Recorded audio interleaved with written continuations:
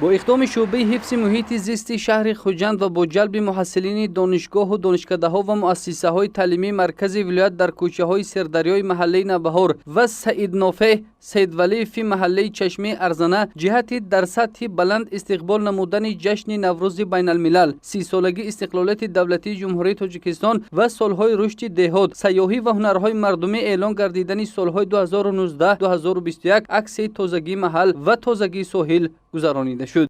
اشتراکداران اکسیه با عملی نمودن کارهای دستجمعانه ساحل دریای سر را از پرتاب‌های معیشی و علف‌های بیگانه پاککاری کردند.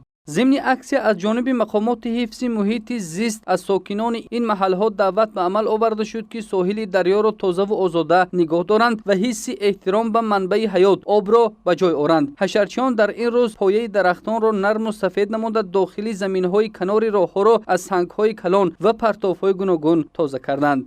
امروز از طرف کارمندان و خوانندگان مؤسسه دولتی تعلیمی لیسه کسبی پلی‌تکنیکی شهر خوجند و با ابتکار شعبه حفظ محیط زیست شهر خوجند ما تصمیم گرفتیم که اطراف دریای سیر را تازه آباد نماییم و امروز زیاده از 10 کوب علف‌های بیگانه و پرتاب‌ها را از نزدیک دریای سیر بالا برآوردن و خوانندگان ما در منطقه شمال شرقی صنعتی قرار دارند و آنها شفتی بینای مکتب 31 را نیز تازه آباد نموده ایستادند. همه این اقدام‌ها بخشیده به 1300 روزی آبادانی و تجلیل 30 سالگی استقلالیت دولتی جمهوری تاجیکستان میباشد. از شهروندان دعوت به عمل می‌آوریم که اقدام امروز پیش گرفته ما را دستگیری نمایند و گرد اطراف بینای خود را تازه آباد نمایند.